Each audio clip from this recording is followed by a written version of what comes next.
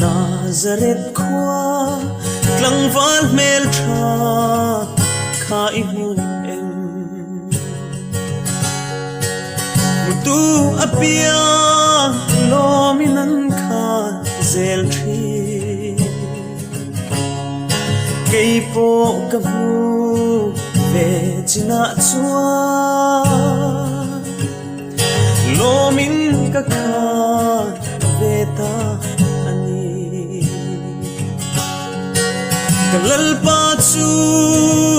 amoy bere Ling lukhumin kwarvel mase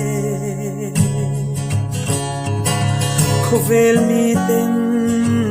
usit mase Kalal duom kalom na ber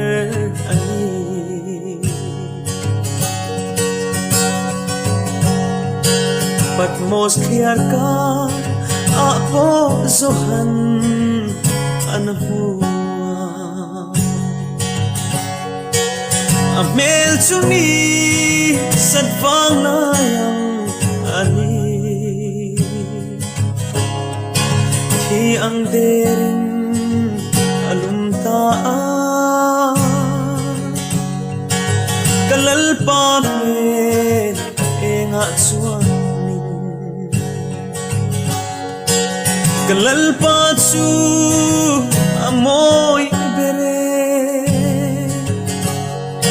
Ling lukhumin kwarvel mase Khovel miten musif mase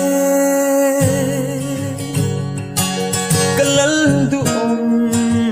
kalong na ber ani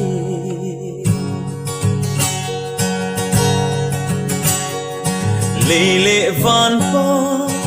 lain to ko inan mo Amel chuni angin alo ena Apostol ten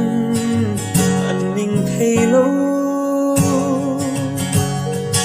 Bog te kho hian mayandu Kalalpa chu amoy bere Ling lukhumin kwarvel mase Khovel miten musit mase Kalal duom kalong na ber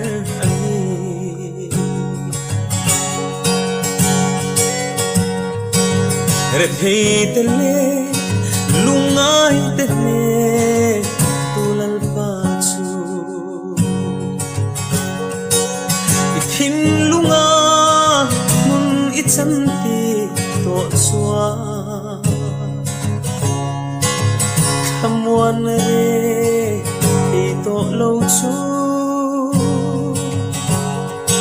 Chatuanin I sang veto Kalalpa chu amoy bere Ling lukhumin kwarvel mase Khovel miten usit mase